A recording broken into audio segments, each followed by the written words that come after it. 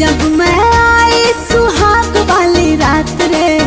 उसने चुम्मा से किया शुरुआत